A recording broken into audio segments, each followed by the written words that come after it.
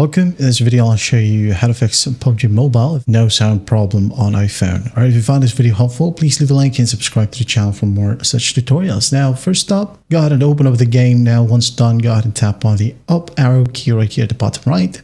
Just tap on it. Now go ahead and tap on settings. Wait for it to load, and once it loads right here at the right panel, you have the audio and haptic section. So just go ahead and tap on it. And under audio, you're going to want to swipe up and then make sure that master and SFX is enabled. Okay, make sure that it is not unticked. Make sure that it is ticked or checked. Okay, also make sure that you test this audio slider right here. Make sure to test it out in the highest available point. All right, you go ahead and enable all audio systems right here. For example, the UI, background music, and everything. Okay, and after that, go ahead and test if it helps.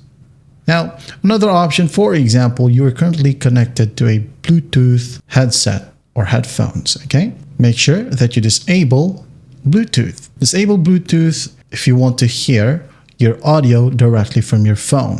Okay, only enable Bluetooth if you want to connect an external headphone, earphone, or earbuds, whatever you want to call it.